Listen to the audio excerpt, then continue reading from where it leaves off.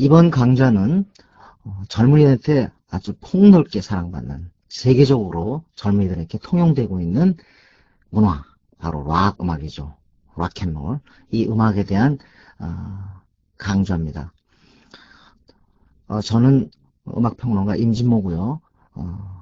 제 시간에서는 이 락의 역사, 그리고 락은 과연 무엇인가에 대한 그 얘기를 집중적으로 살펴보기로 하겠습니다. 저랑 같이 많은 생각을 할 수 있는 시간이 됐으면 좋겠습니다. 자, 락. 정말 많은 사람들이 얘기를 합니다. 특히 젊은이들은 이 락 음악에 심취해서 살아가죠.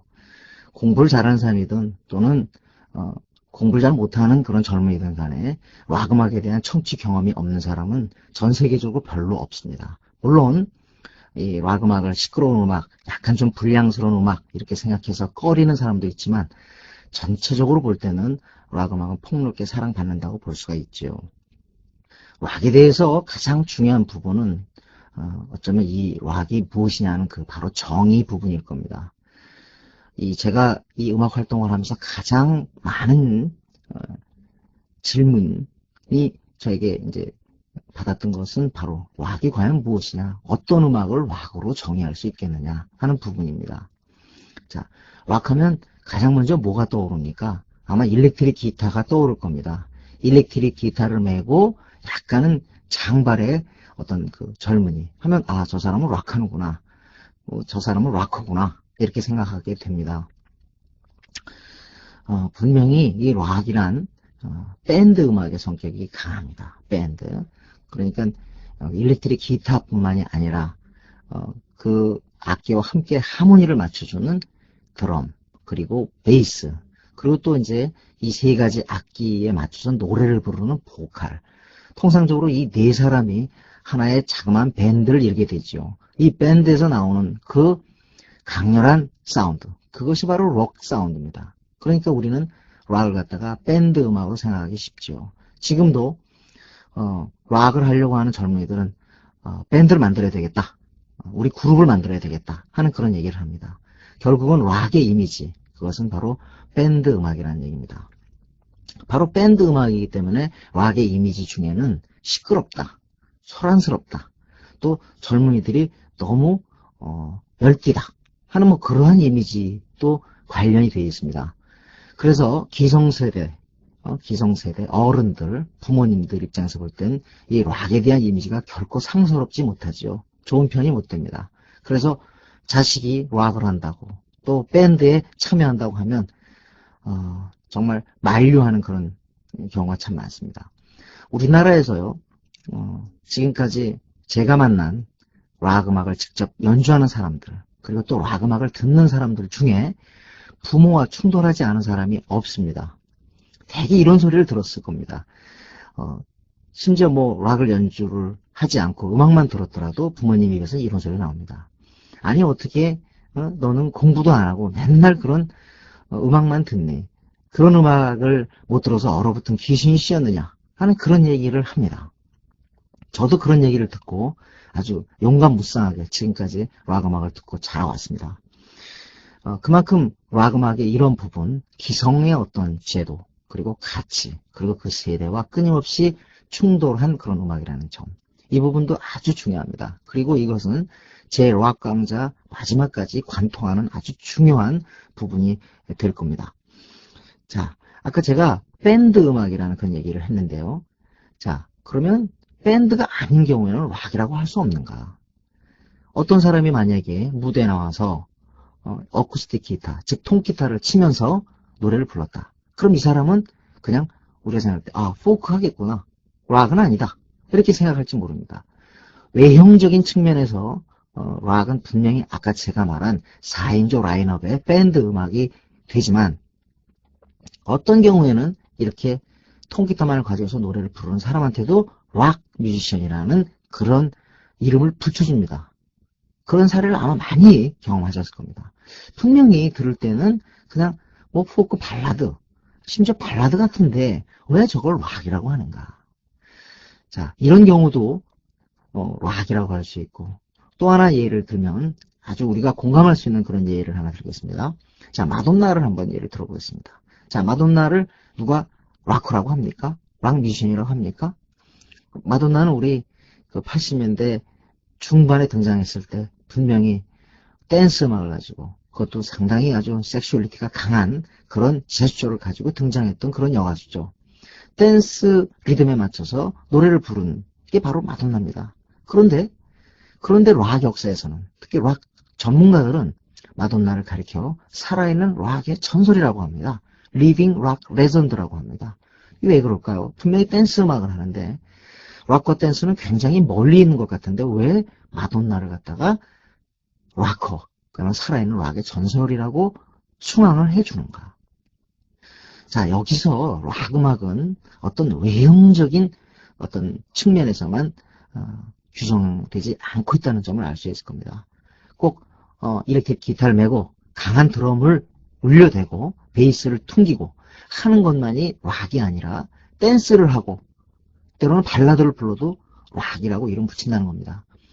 그래서 발라드 가수 중에서도 저 사람은 락커다 하는 그런 얘기를 듣는 경우가 있습니다. 자, 우리 장르별로 따지면 굉장히 많은데요. 제가 과연 이 모든 장르들을 이 시간에 소화할 수 있을지 모르지만 지금 젊은이들이 좋아하는 랩, 힙합이죠. 그리고 레게가 있습니다. 이런 음악들, 그런 음악을 하는 연주자들, 또 래퍼들, 이런 사람들은 그럼 락 테두리에 들어가지 못하는가? 들어갑니다. 자, 락의 역사에서 때로는 레게 뮤지션이 또 힙합을 하는 사람이 이른바 래퍼가 끼는 경우가 분명히 목격이 됩니다. 이것은 락이 비단 어떤 형식적인 문제가 아니라 메시지와 관련이 있다는 부분을 알 수가 있습니다. 다시 말하면 정신의 문제라는 것이죠. 악기를 통기타를 들고 또는 발라드를 불렀어도 이 음악을 하는 뮤지션이 어떠한 사고와 자세를 갖고 있느냐 하는 부분에 의해서 때로 형식에서는 밴드 음악이 아니라 할지라도 락이라고 이름을 붙이는 겁니다. 예를 하나 드리겠습니다. 토니 베넷. 아주 그 감미로운 그 발라드를 부르는 그런 노익장입니다. I left my heart in San Francisco라는 곡으로 아주 널리 알려진 그러한 발라드 가수죠. 그런데 이 발라드 가수가 아주 젊은 락커들하고 어울리면서 무대에서 아주 자기 나름대로 자세를 가지고 발라드를 부릅니다. 그래서 외국의 잡지에서는 이 토니 베넷을 락커다. 락커라고 이름을 붙이지 않더라도 최소한 락을 이해하는 그야말로 락뮤직 범주에 포함될 수 있는 사람으로 얘기를 합니다. 이런 측면에서 볼 때 락은 하나의 형식의 문제, 사운드의 형식의 문제가 아니라 바로 음악을 하는 주체자의 사고, 자세와 관련이 있다는 겁니다. 그렇기 때문에 락은 가장 중요한 언어가 사운드라는 측면보다 물론 사운드도 중요하지만 바로 스피릿의 문제입니다. 정신의 문제. 이 정신은 과연 우리가 어떻게 얘기할 수 있을까요? 그 정신이란 저항이 될 수 있습니다. 또는 어떠한 상황을 놓고 어떤 대상을 놓고 비록 저항하지 않더라도 자기 나름대로의 자기 세계를 마음껏 표현한 이른바 자유 이런 측면도 정신이 될 수 있습니다. 그러면 왜 정신이 중요하냐? 락 음악은 1950년대 탄생할 때 그때의 어떤 사회적 환경을 우리가 생각해 보는 것이 중요합니다. 이때 기존의 음악이 있었습니다. 그 기존의 음악이 어떤 것이었냐면 상당히 기성세대적인 그런 음악이었습니다. 이때까지도 젊은이들은 그 기성세대, 다시 말하면 할아버지, 아버지가 즐겨 들었던 그 음악을 같이 좋아했죠. 그런데 그 아버지나 할아버지가 좋아했던 음악은 다분히 산업적인 측면에서 나온 음악이었습니다. 그때 이때 가수 같은 경우는 작곡자가 만들어준 곡을 부르는 그런 수준에 불과했죠. 가수도 때로는 필요치 않았습니다. 그냥 밴드가 직접 댄스 음악을 연주해서 많은 사람들이 흥겹게 춤추는 그런 상황들. 자, 락 음악 이전에 중요한 음악은 두 가지가 있습니다. 하나는 바로 스윙 재즈였습니다. 이 스윙 재즈에 대해서 그 음악에 맞춰서 많은 사람들이 춤을 추고 했죠. 그리고 또 이 스윙 재즈 밴드 속에서 때로는 감미로운 발라드를 연주할 때 노래 부르는 가수가 있었습니다. 프랭크 시나트라, 그 이전으로 따지면 빌리 할러데이 같은 사람들이 들어가겠죠. 이 사람들은 그야말로 만들어준 곡에 잘 소화하는 그런 가수였습니다. 그런 음악들이었기 때문에 또 전 세대를 포괄하는 그런 음악이었겠지요. 그런데 락 음악은 그것과 좀 종류가 달랐습니다. 그건 뭐냐면은 어, 왜 우리가 다른 작곡자가 만들어준 곡을 그냥 부르는 가수에 만족해야 되는가? 또 어떤 사람이 만든 걸 우리가 왜 그냥 가볍게 또는 아무 생각 없이 그냥 단순하게 연주해서 그냥 춤추는 음악으로 끝나야 되는가? 우리들은 우리들의 표현을 갖고 있다. 우리들의 세계를 적나라하게 올곧게 드러낸다. 즉 내가 생각하는 것, 내가 좋아하는 것을 그대로 표현한다. 그런데 이 젊은이라는 사람들이 얼마나 참 피가 뜨겁습니까? 이 아마 많은 사람들이 목격하실 겁니다. 왜 젊은이들이 이렇게 시끄러운 음악을 좋아할까? 지금도 그렇습니다. 좀 조용한 음악을 들으면 안 될까? 왜 이렇게 시끄러운 음악에 광분하고 저기서 그냥 이렇게 만족하면서 저렇게 날뛸까? 어른들은 그렇게 생각을 합니다. 저도 젊었을 때는 굉장히 시끄러운 음악을 많이 들었습니다. 물론 그 시끄러운 음악이 지금에서는 참 고전이 됐죠. 거의 클래식한 그런 수준으로 올라섰지요. 레드 제플린 음악, 딥퍼플 음악. 지금은 아주 참 조용한 음악이 되어버렸습니다. 물론 지금도 나이 드신 분들은 그 음악이 참 소란스럽다 이렇게 얘기할지 모르지만 통상적인 개념에서 지금 굉장히 조용하다는 건 좀 이상하고 정말 클래식한 고전적인 그런 음악이 되어버렸죠. 그러나 그때 딥퍼플이나 레드 제플린 음악을 듣는 사람들은 한번 우리나라에서는 손가락질 받았습니다. 참 왜 이렇게 시끄러운 음악을 듣나? 굉장히 시끄럽거든요. 그 당시에는. 레드 제플린의 그 드럼 소리만 들어도 이게 과연 치는 건지 아니면 두드리는 건지 그럴 정도로 참 파괴력 있는 굉음이었습니다. 그렇게 젊은 사람들은 좀 뜨거운 피를 가지고 있고 그 뜨거운 피는 결국에 약간은 소란, 좀 소음 같은 것을 생리적으로 좋아하게 되어 있습니다. 그런데 50년대 중반 이전에 스윙 재즈 그리고 발라드 음악이 유행할 때는 그런 젊은이들의 자유의사 표현이 사실은 봉쇄되어 있었죠. 그냥 어른들 듣는 음악을 따라 들었습니다. 그런데 이제 50년대 중반 락큰롤을 하는 그런 젊은이들의 일대 반란이 일어나게 된 겁니다. 우리들의 소리를 갖겠다. 우리들이 표현을 한다. 해서 그렇게 해서 하나의 기존의 사운드 또 그 기존 사운드를 안고 가는 그 사회 그리고 그 제도 또 그것과 맞물려 있는 가치 이런 것에 대해서 송두리째 거부하면서 젊은이들의 의식과 가치 또 자유 이런 것을 표현한 것이 바로 락 음악입니다. 그러니까 락 음악은 비단 시끄러운 것으로 끝나는 것이 아닙니다. 그 시끄러운 것이 과연 뭐냐는 거죠. 왜 시끄러운 소리를 내는가?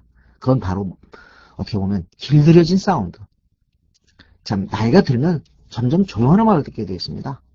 그리고 자신도 젊었을 때는 시끄러운 음악을 들었으면서도 나이가 들면은 젊은이들 시끄러운 음악 들으면 참 그건 못 보죠. 왠지 불량스럽게 돼가는 것 같은 그런 우려가 생깁니다. 어른이 되면. 그런데 사실은 젊을 때에 그 내는 그 시끄러운 소리가 아주 안정된 소리 그리고 길들여져 있는 그런 패턴에 대한 일종의 저항이라고 볼 수가 있습니다. 그래서 락 음악은 단순한 어떤 밴드 음악이 아니라 비록 조용한 사운드를 내더라도 어떻게 보면 발라드를 하고 레게를 하고 랩을 해도 거기에 어떤 뚜렷한 어떤 기존의 패턴에 대해서 덤벼들고 그래서 자신의 자유라는 것을 분명히 의식 속에 갖고 있을 때 그 사람은 락 뮤지션이라고 볼 수가 있습니다. 그래서 많은 사람들이 착각을 합니다. 락을 하면 그냥 밴드 음악 이렇게 생각을 하는데 실제로는 그렇지가 않다. 그럼 여기서 몇 가지 그 락의 중요한 그 기반이랄까요? 요소가 벌써 나왔습니다. 그것은 하나 뭘까요? 바로 기존의 패턴에 대한 저항이라는 거죠. 이것이 록이 갖고 있는 저항성입니다. 그리고 그 저항성은 때로 사운드로는 폭발적인 그러한 음으로서 표현을 하죠. 그래서 이 락은 폭발성을 갖고 있습니다. 그러면 얘기가 좀 틀리는 것 아닙니까? 아까는 조용한 발라드를 갖고 나와서 그걸 불러도 락이라고 하는데 어떻게 폭발성이라는 말로 규정 지을 수 있습니까? 그런데 이거는 요즘 제가 아주 깊이 생각하고 있는 부분인데 조용한 음악 속에서 정신이 담긴, 의식이 담긴 조용한 음악이 때로는 굉장히 폭발적으로 들릴 수가 있습니다. 그래서 저는 음악을 많이 접하고 듣고 정말 음악을 진정으로 사랑하는 사람을 어떻게 구별하는가? 저는 이렇게 구별합니다. 굉장히 시끄러운 소리를 들으면서 조용함을 맛보고 또 반대로 굉장히 조용한 그런 음악 속에서 소란함을 갖다 느낀다. 이런 사람이야말로 정말 경지에 오른 락팬이죠. 조용한 음악을 조용하게 듣고 시끄러운 음악을 시끄럽게 듣는다면 아직은 이 안으로 들어오지 못한 겁니다. 안으로 들어간 사람들, 락 음악을 이해하는 사람들은 아주 조용한 발라드 속에서도 소란함, 격정, 흥분을 맛볼 수가 있습니다. 그렇기 때문에 이 폭발성이라는 건 비록 그냥 두드리는 소리, 소란 이런 것만 의미하는 것이 아닙니다. 내면이 폭발되는 거죠. 내면. 그 내면의 폭발은 반드시 시끄러운 소리만 나타나는 것이 아닙니다. 조용한 소리로도 얼마든지 내면, 내공, 그 공력이 표현될 수가 있습니다. 자, 여기서 그러면 락음악, 우리가 락음악을 듣기 이전에, 과연 락음악 이전에 어떠한 음악이 유행을 했는가? 제가 아까 스윙 재즈라는 말을 드렸는데, 아주 유명한 그런 곡을 하나 듣고 가겠습니다.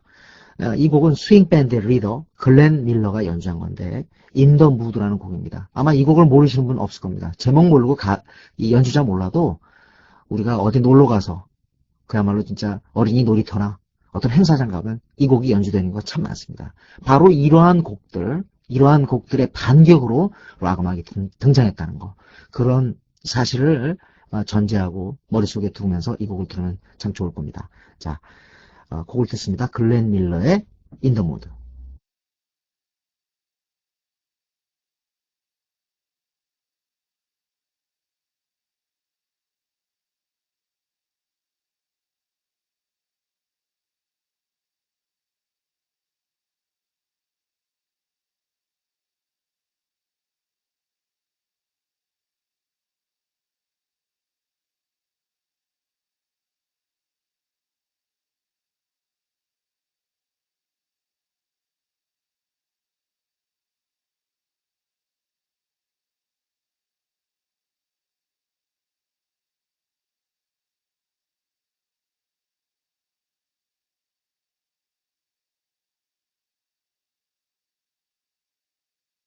자, 참 아주 흥겨운 그런 연주 음악입니다. 몸을 들썩들썩 한 분도 계실 겁니다. 그런데 이 곡은 젊은이들에게 만족을 줄 수가 없었습니다. 50년대에는. 이 50년대 젊은이들 뭔가 새로운 돌파구를 찾고 싶었습니다. 그리고 1950년대를 한번 돌아가 봅시다. 이때는 2차 세계대전이 끝난 지 얼마 안 된 시점입니다. 그리고 1953년에 한국전쟁이 끝났습니다. 이 전쟁이 끝난 뒤에 징병제도가 와해되면서 젊은이들이 자기를 표현할 출구가 없었습니다. 그때 마침 이 로큰롤이라고 하는 구세주가 등장하게 된 것이죠. 이때 락 사운드로 이 기존의 어떤 소리 그 패턴에 간격을 가한 그런 사람들이 많이 있습니다. 우선 우리는 무엇보다도 엘비스 프레슬리를 빼놓을 수가 없죠. 엘비스 프레슬리. 대단한 사람이었습니다. 이 엘비스 프레슬리를 젊은이들한테 얘기를 제가 드렸더니 또 얼굴을 보여주고 비디오를 보여줬더니 참 느끼하게 생겼다. 기름기가 흐른다. 좀 아닌 것 같다. 이렇게 얘기를 하는데 정말 그 당시에 엄청난 섹시 가이였습니다. 저도 어렸을 때 이 엘비스 프레슬리의 모습을 정말 뚜렷이 기억하고 있습니다. 나도 저렇게 좀 멋있게 될 수 없을까?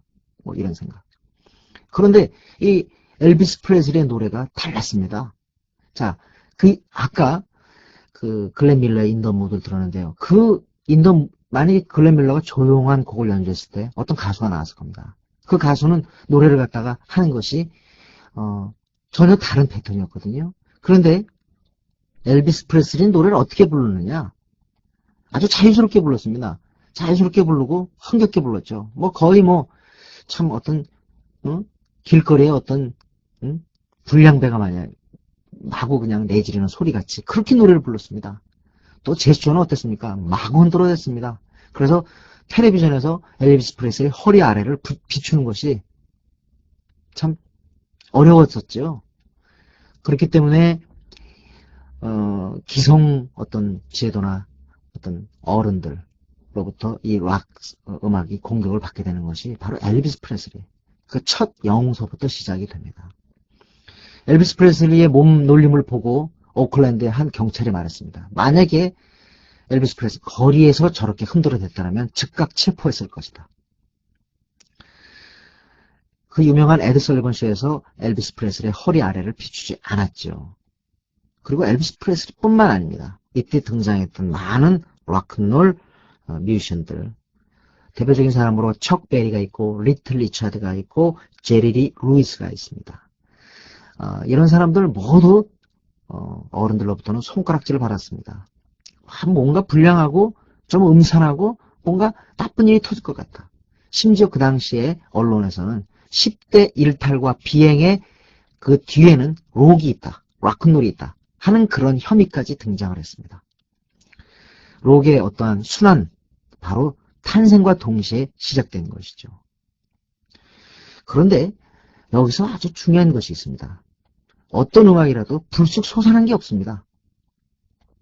락큰롤도 그냥 전혀 어떠한 전례가 없다가 갑자기 솟아난 그런 돌연변이적인 기형적 어떤 생판 새 것은 아니었다는 것이죠. 락도 어떤 것에 기반을 두고 거기에서 발전해 나온 것입니다. 그것이 바로 블루스입니다. 그래서 블루스.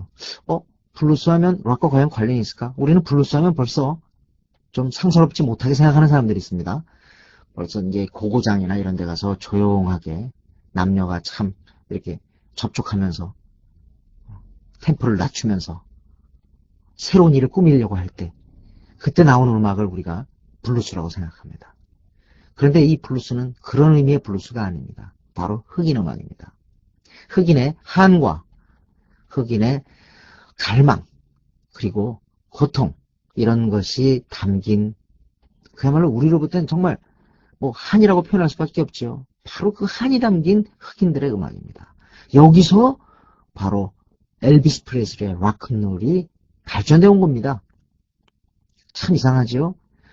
그런데 다시 한번 제가 앞에 말씀드린 부분을 참고하는 것이 좋겠습니다. 자, 분명히 락이 블루스로부터 발전했다 그러면 흑인 음악일 터인데, 그리고 흑인들이 많이 연주해야 될 터인데, 오늘날 우리가 알고 있는 락 뮤지션, 락커들은 대부분 백인입니다. 그러니까 여기서 블루스로부터 발전해 왔다는 것은 그냥 형식의 이동이 아니라 거기서 어떤 정신의 힌트, 어떤 많은 아이디어의 응용, 이런 것들이 이루어졌다는 것이죠.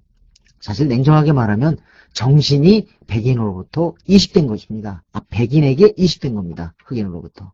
그런 과정을 통해 가지고 이 락 뮤직이 오늘까지 발전해 오는 것이죠. 이 락에 관해서 제가 아까 말씀드린 것처럼 어떤 저항성, 폭발성 하는 부분, 그리고 바로 이런 것 때문에 기성세대의 가치와 끊임없이 충돌했다는 점. 그리고 또 하나 여기서 이걸 읽을 수가 있죠. 락은 청춘의 음악이다. 물론 나이가 들어서 락을 할 수도 있습니다. 하지만 이 청춘의 음악이라는 점 아주 중요합니다. 다음 시간에는 이 청춘의 어떤 분리 독립의 측면, 그리고 락의 기원이자 뿌리라고 할 수 있는 블루스에 대해서 천천히 한번 살펴보기로 하겠습니다. 제 강좌를 이번 강좌를 마치기 전에 잠깐 락 사운드를 갖다 듣고 마치는 것이 좋을 것 같습니다. 자, 아까 제가 엘비스 프레슬리 얘기를 했는데요. 엘비스 프레슬리가 동시대에 활동했던 가수 중에 빌 헤일리가 있습니다. 이 빌 헤일리 곡 중에 Rock Around the Clock이라는 곡이 있습니다. 이 곡을 잠깐 듣도록 하는데요. 50년대 중반 이 곡이 처음 등장했을 때, 또 영화 삽입곡이었는데, 이 영화가 극장에 상映될 때 많은 젊은이들이 개책에서 일어나서 소란을 피웠다는 그런 일화는 너무도 유명합니다. 자, 락의 모습, 락의 이미지, 그것이 바로 로큰롤 첫 히트곡이라고 하는 이 Rock Around the Clock, 이 곡에 다 담겨 있습니다. 저는 다음 시간에 뵙겠습니다.